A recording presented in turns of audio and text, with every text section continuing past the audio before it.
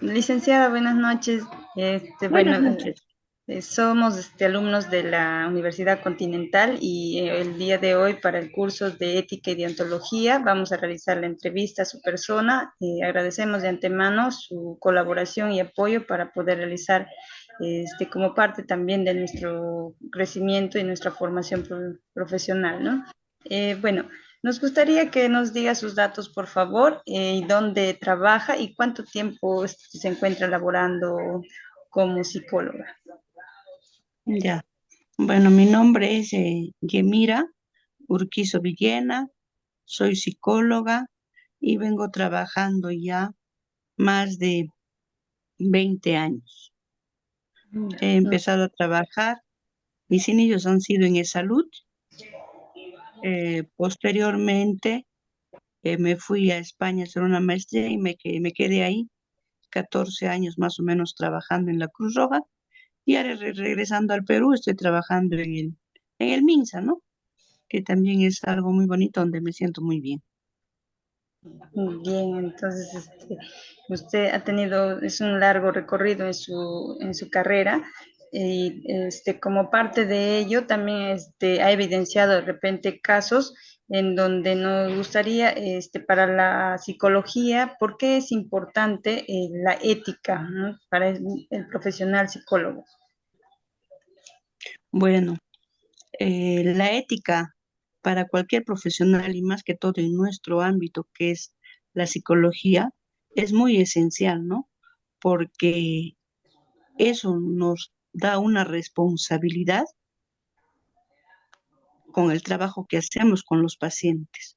Se podría decir que nosotros escuchamos sus confesiones, es como si fuésemos los sacerdotes, ¿no? Pero nosotros ya también aliviamos su alma a través de las consejerías, a través de enseñarles a ellos que encuentren la respuesta a su problema, ¿no? Nosotros somos eso. Aparte de eso, también dentro de nuestra ética está lo que es el respeto a los derechos humanos, a, a sus creencias de ellos, ¿no? Respecto Así es. a su dignidad como persona y como paciente cuando nos buscan. Otro algo muy importante que también es nuestro respeto hacia la confidencialidad, porque ellos vienen y nos confiesan muchas cosas que de repente en su familia o con su pareja o con sus padres no han podido hacerlo, ¿no? Entonces, en esa parte también nosotros tenemos que cuidar eso que es algo muy, muy importante, ¿no? Y ver la integridad de nuestros pacientes, ¿no? Eso, para mí, eso es la ética, que se debe trabajar de esa forma con cada uno. Aparte de eso, no olvidemos que también están todas las responsabilidades humanas, porque todos somos seres humanos. Y así como psicólogos, también hay veces de repente nos podemos equivocar. Y también es ético decir hasta dónde puedo llegar con ese paciente, ¿no? Y si no puedo, de repente, tengo que hacer también una referencia hacia otro profesional que de repente que tiene eh, la especialidad para poder ayudar a ese paciente. Para mí, eso es la ética. Gracias, licenciada. Entonces, sí nos da a conocer bastante lo que nosotros ahora, por ejemplo, revisando el manual, eh, tiene mucho que ver lo que usted nos dice, la confidencialidad, el respeto, ¿no? Y yo creo que desde ya debemos de formarnos porque a veces no sabemos separar, ¿no? La parte de los amigos, la amistad, ¿no? Y cuando ya ingresamos al ámbito de lo que es psicología, por lo visto veo que es una carrera bastante impecable porque hay cosas que, como dicen, ¿no? Tal como te ven tus pacientes, también es lo que generas, ¿no? Confianza o de repente el ejemplo para que puedas también tú hablar con ellos, porque la gente pues se guía de eso, ¿no? Entonces, gracias por la respuesta. Y también en cuanto a los tratamientos, hemos visto que existen las pseudoterapias. ¿Usted nos puede comentar, por favor, qué opinión o qué comentario podría darnos sobre estas pseudoterapias? Bueno, en lo que es la pseudoterapia, yo soy respetuosa, ¿no? Porque hay muchos colegas psicólogos que trabajan con esto. pero yo soy un poco más escéptica, se podría decir, ¿no? Es como la medicina, que es una ciencia basada en resultados. Nosotros también nos basamos en resultados, por ejemplo, al realizar un trabajo, por ejemplo, de modificación de conducta, ¿no? Trabajamos a través del estímulo-respuesta en un paciente, viendo, mejorando ese tipo de conducta y reforzando de repente. Entonces, eso es un trabajo con resultados, ¿no? Ahora, en lo que es la pseudoterapia, por ejemplo, es un método no científico, ¿no? Que no está, digamos, ostentado a través de la ciencia, pero no puedo decir que dé resultados o no dé resultados porque yo específicamente no trabajo con lo que es la pseudoterapia, ¿no? Pero he visto, por ejemplo, que trabajan a través de las flores, a través de esencias, a través de velas, etcétera, etcétera, ¿no? Pero no confundamos, por ejemplo, con lo que es la musicoterapia, que eso ayuda, por ejemplo, a liberar tensiones, a liberar emociones, ¿no? Que son terapias, digamos, donde nos ayudan a trabajar con pacientes, ¿no?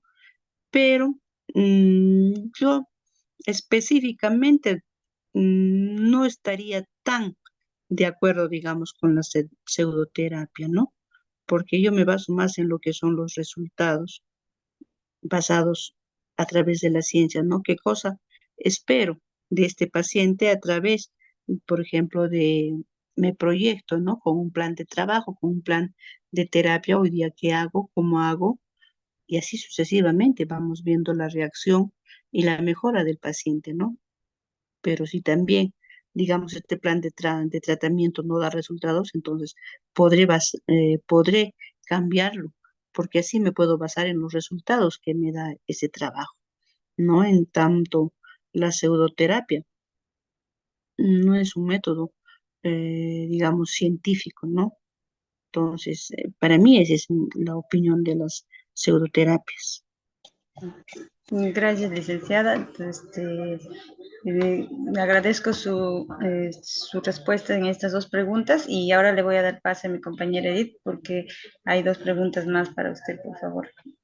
Ya, está bien. Buenas noches, licenciada Yemira. Primero, agradecerle por su participación, ¿no? Y su disposición también, dándonos el tiempo usted, ¿no?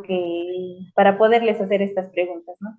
La tercera pregunta es si usted conociera algún colega que esté faltando, ¿no? A uno de estos principios éticos de la profesión, ¿qué haría usted como psicólogo? Bueno, lo primero, como colega, tendría que buscarlo y entrevistarme, ¿no? Y hacerle ver de repente sus errores éticos, ¿no? Porque nosotros al juramentar también hacemos un juramento hipocrático, ¿no? En velar por nuestros pacientes y por nuestra ética como profesionales. Entonces, lo primero que haría es hablar y decirle lo que está pasando, ¿no? De la forma que está actuando. Ahora, si de repente no me hiciera caso o diría que yo soy la equivocada, entonces viendo de repente en que pone en peligro al paciente o nuestra misma labor como psicólogos, entonces ya tendría que recurrir a otras instancias, ¿no? Como el Colegio de Psicólogos, para que ellos tomen la determinación indicada. Claro. Y bueno, no quería hacerle la última pregunta, ¿no? Si podría elaborar un ejemplo para cada uno de estos dos principios, ¿no? Que es el principio de beneficencia y el principio de no maleficencia. Si nos podría Y dar ya, ejemplo. en el principio de beneficencia, por ejemplo, podría ser eh, el resultado, digamos, de un tratamiento que se da positivo, en lograr qué he conseguido con ese plan de tratamiento. Eso podría ser un acto de beneficencia, ¿no?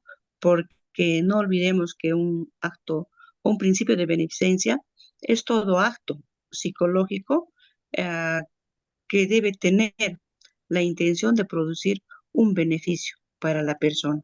En este caso, nuestros pacientes, ¿no? De repente que vienen con una ansiedad, vienen, digamos, con una baja autoestima, etcétera, etcétera. Entonces podemos darles nosotros eh, ese, ese principio para que ellos puedan recuperarse, ¿no? Y mejorar como personas. Y en el ejemplo de, Ese sería el principio de beneficencia. y en el de no maleficencia, algún ejemplo que nos pueda dar, por favor. El principio de maleficencia. Podría ser, por ejemplo, algo que no le cause daño a la persona, podría ser, ¿no? Intencionalmente, por ejemplo. Podría ser, digamos, viene una persona, digamos, que consume sustancias tóxicas. Entonces, de repente, como psicóloga, no es mi especialidad. Entonces, tendría que buscar a otro colega donde ese colega sí tenga la especialidad adecuada y lo pueda referir. Entonces, ahí no le estoy causando daño, porque si yo, digamos, me quedo con ese paciente y no es mi fortaleza, no es mi especialidad, entonces ahí estaría jugando con el paciente, ¿no? Ahí estaría rompiendo también lo que es la parte ética de mi profesión. Entonces, con este principio de maleficencia no estoy causándole el daño al paciente al referirlo, al contrario, de repente estoy buscando también el acto de beneficencia y el de maleficencia en buscar su bienestar del paciente. Muchísimas gracias por su participación y su tiempo, el tiempo que nos brinda, licenciada Yenire. Realmente estamos agradecidos, todo el grupo, ¿no? Por todo el apoyo que nos está dando y brindando, ¿no? Especialmente su tiempo y también valorar todo lo que hace, ¿no? Como psicólogo, ¿no? Que nosotros debemos ser futuros psicólogos y colegas, como usted mismo lo dijo. Muchísimas gracias. Gracias, Muy licenciada. amable. Muy amables a ustedes y espero de pronto tenerlas también como colegas y lo importante que sigan así ustedes estudiando, porque acá en nuestro Perú necesitamos más psicólogos jóvenes como ustedes para poder dar el bienestar a nuestra población, ¿no? Ustedes han visto que los casos se han incrementado de violencia, ansiedad, estrés, postraumáticos, el mismo momento en el que estamos viviendo. Necesitamos de más profesionales como ustedes para buscar el bienestar de la población. Muchas gracias a ustedes por la invitación, muy gustosa por todo. Gracias, buenas Gracias, noches. licenciada. Gracias. Hasta Buenas luego. noches, gracias, muy amables.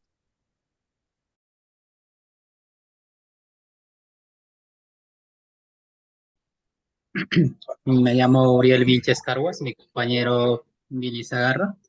Ya somos estudiantes de la carrera de Psicología de la Universidad Continental. En este momento nosotros le vamos a poder entrevistar a su persona y también quisiéramos solicitar lo que nos permita que podamos grabar este video con fines educativos. ¿Nos permite? Claro, totalmente. Cuentan con mi colaboración. Ok. Bueno, para comenzar esta entrevista, por favor, ¿nos puede indicar su nombre completo en la institución en la que labora, el área de la psicología a la que se dedica y el tiempo de experiencia que tiene y después, si fuera posible, su número de colegiatura? Muchas gracias. Claro que sí. Bueno, mi nombre es Julia Iquilla Puma. Bueno, actualmente vengo laborando en la demona de la Municipalidad Distrital de Lima Tambo como defensora de los derechos de la niña, niño y adolescente y especialista en psicología. Bueno, el área de la psicología en la que yo más me desempeño viene a ser actualmente la psicología clínica de intervención prácticamente. Y bueno, el tiempo de experiencia que he tenido, ya sea en el rubro de la psicología clínica, vendrían a ser alrededor de 3 años, también compartiendo psicología educativa dentro de mi rubro, ¿no? Mi número de colegiatura es 46255. Ok, muchas gracias por la información y continuando con la entrevista, no sé, ¿me puede contestar a la siguiente pregunta? Para usted, ¿por qué es importante la ética en el psicólogo? Bueno, el código de ética y de ontología del psicólogo me parece un instrumento fundamental para el desempeño del trabajo psicológico, ¿no? Especialmente cuando uno empieza a laborar en el rubro, hay muchas cuestiones y muchas experiencias que se suscitan, en la cual fundamentalmente uno tiene la pregunta de qué hacer, ¿no? Porque estamos hablando de casos muy críticos, pero sin embargo el código de ética nos detalla cada especificación, ¿no? Ya sea en el trabajo, en el ejercicio profesional, hasta en la investigación, en el uso de instrumentos que bueno, viene a ser para nosotros un instrumento guía para obrar de buena manera y con ética, con los valores y principios claros, como debería de ser un psicólogo, ¿no?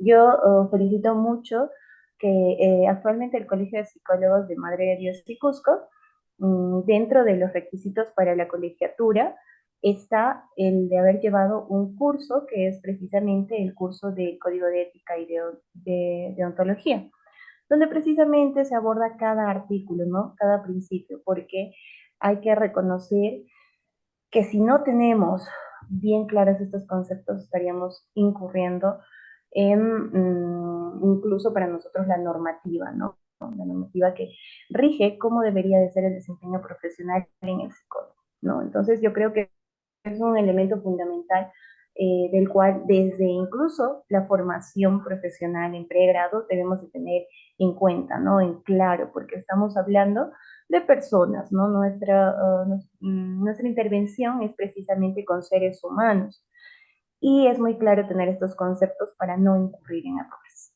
Mm, Gracias, muchas gracias por su profunda respuesta que nos brindó. Y pasando a la siguiente pregunta, por ejemplo, digamos, ¿qué opina usted de las pseudoterapias? Las pseudoterapias. Bueno, hay que reconocer que a lo largo de toda nuestra existencia, las pseudoterapias han estado con nosotros, ¿no? Muchas obedecen a cuestiones culturales, a patrones culturales, con los cuales creo que hay un debate inmenso, ¿no? Sin embargo, últimamente se ve que hay muchas, las cuales tienen, bueno, vienen disfrazadas de ciencia y tienen el objetivo, entre comillas, de mejorar, de sanar, de colaborar. Sin embargo, al no tener precisamente este cimiento científico, muchas veces, en lugar de hacer algo positivo por los usuarios, por los pacientes, se llega hasta dañar a las personas, ¿no? Y ya se ve incluso, ya se ve la intención de lucrar. Incluso yo tenía un docente que me mencionaba, actualmente se trata de se psicologiza todo, absolutamente todo, ¿no? Y se trata de llamar terapia a cualquier cosa que no tiene un fundamento científico, ¿no?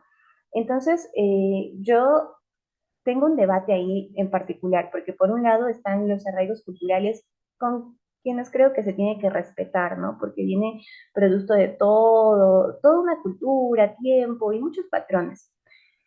Pero por otro lado, están aquellas que nos hacen daño, ¿no? Que tratan de engañar a la gente, eh, tratándose de pasar como ciencias, pseudociencias, ¿no? Cuando en realidad no hay evidencia científica que las sustenten, ¿no? Entonces, considero que muchas pueden ser tomadas de forma complementaria, sin embargo, digo complementaria porque tienen que estar arraigadas a un proceso psicoterapéutico que sea fiable, que tenga base científica, que tenga sustento teórico, que tenga principios, que esté validada, que haya venido de evidencia que también sea producto de investigación, ¿no? Entonces, considero que debería ser complementaria, ¿no? Y tener mucho cuidado con estas falsas terapias, ¿no? Me entiende, ¿no? Y muchísimas gracias. Y ahora lo voy a pasar a mi compañero Billy para que pueda continuar con las dos últimas preguntas. Claro. Gracias.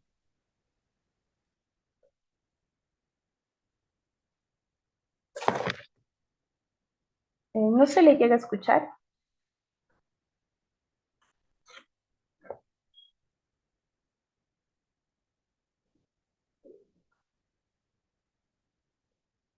No se le llega a escuchar.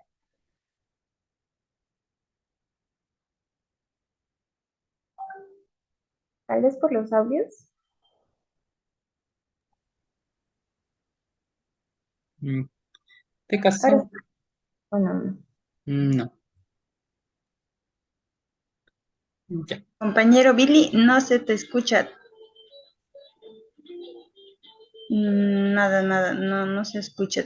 ¿Estás seguro que está activado tu audio? Porque no te escuchamos.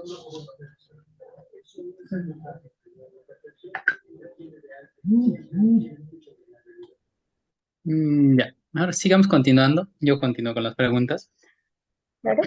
Ya. Entonces, por ejemplo, digamos que en la siguiente pregunta tenemos que es, si usted conociera a algún colega que esté faltando uno de los principios éticos de la profesión, ¿qué es lo que haría? Es una pregunta bastante compleja, ¿no? Porque hay que recordar que nosotros, bueno, también somos seres humanos, ¿no? Y parte de ser humano es incurrir en errores. Y hasta este punto, pues, es entendible, ¿no? Si es que algún colega está predispuesto a la conversación, al entender que puede aprender, ¿no? Porque siempre estamos en constante aprendizaje.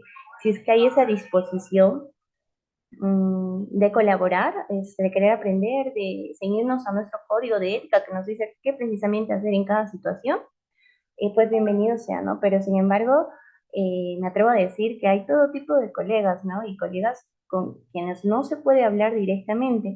Y sin embargo, nosotros tenemos que actuar porque hay que recordar que nosotros no trabajamos pues con obras, no trabajamos con algo tangible, ¿no? Estamos trabajando con personas, con seres humanos.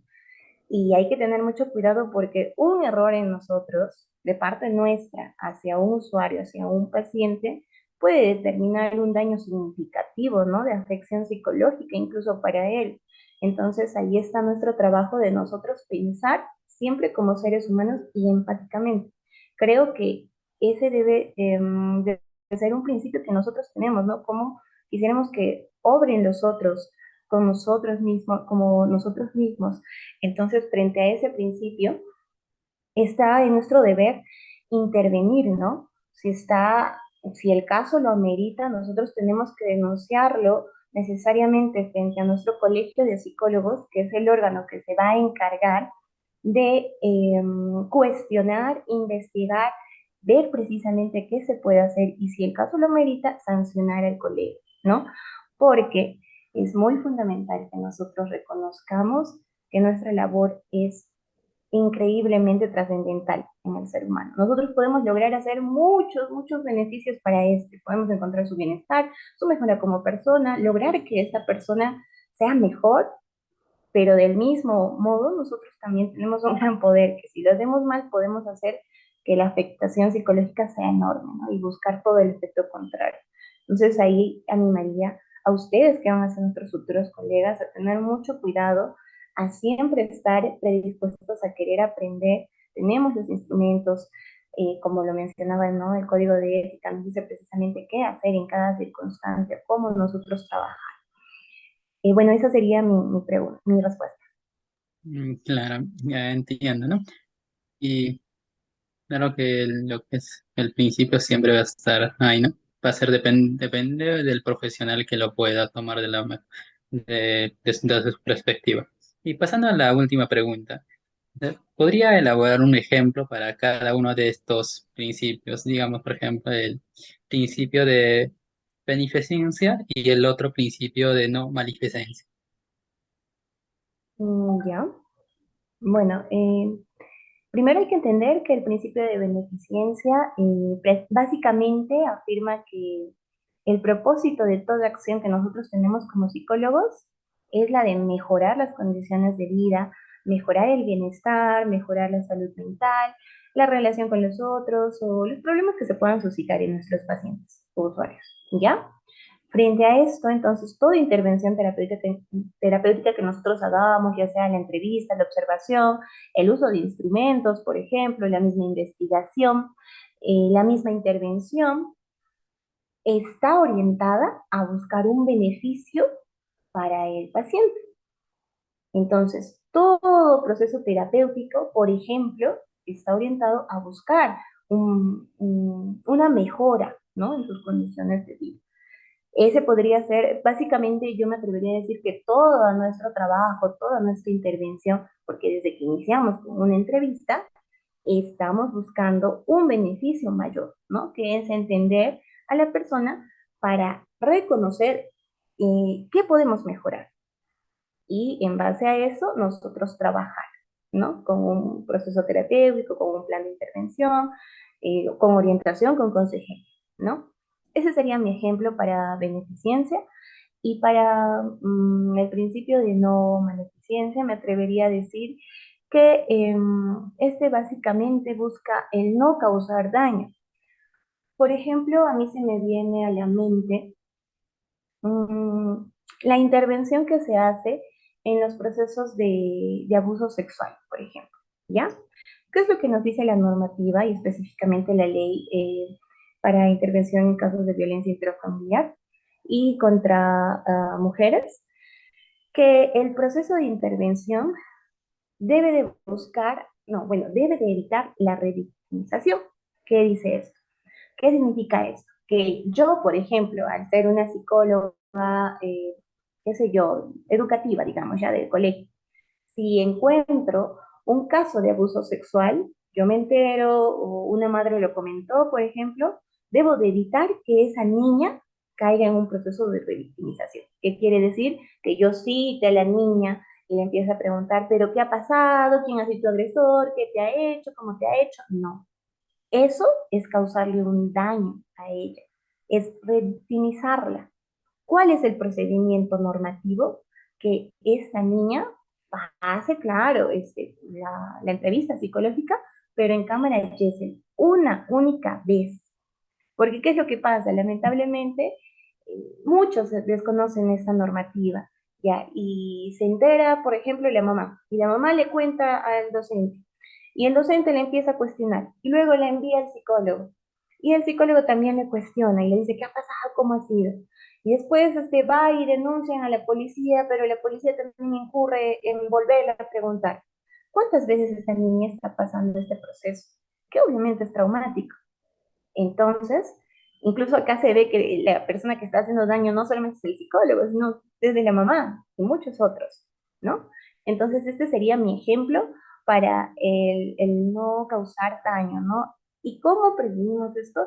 Básicamente nosotros capacitándonos, ya sea en el rubro que yo me encuentre, tengo que ver qué normativas, qué funciones tengo, cuáles son los protocolos de intervención que yo tengo, ¿no? Porque la información es muy valiosa para nosotros intervenir. Entonces ahí está un poquito mi llamado a la conciencia de que ustedes como estudiantes, futuros colegas, siempre estemos capacitándonos. La información realmente salva vidas. Y bueno, la información hace muchísimo, ¿no? Yo celebro mucho este tipo de entrevistas porque es un contacto directo, ¿no? Que se puede tener con colegas, futuros colegas, que hace mucho más rico el aprendizaje, ¿no? Esa sería mi intervención. Ha sido un gusto realmente poder compartir estas preguntas, estas respuestas y esto que he podido recaudar yo en el campo laboral. Claro, de parte de nosotros también le agradecemos muchísimo su tiempo, tal vez por todos los inconvenientes que tuvimos al principio. Bueno, de mi parte y de los compañeros que estaban presentes, muchísimas gracias. Para nosotros es un aprendizaje más poder seguir avanzando, ¿no? En el proceso de la formación que nosotros tenemos. Muchísimas gracias y si alguna de mis compañeras tienen alguna palabra, podría ser. Igual agradecer a la licenciada por su tiempo y por todos los mensajes y conocimientos que nos ha podido brindar. Más bien, muchas gracias y con ello creo que terminaríamos. Buenas noches, más bien con usted. Claro que sí, futuros colegas, muy buenas noches y muchas gracias por la invitación a esta entrevista. Ha sido un gusto para mí poder compartir información muy valiosa, ¿no? Y animarles a que continuemos con ese ahínco de seguir aprendiendo. Nuestra carrera realmente es hermosa, es una enorme labor y muy valiosa. Eso sería todo, muchas gracias. Saludos y un fuerte abrazo para cada uno. Gracias. Muchísimas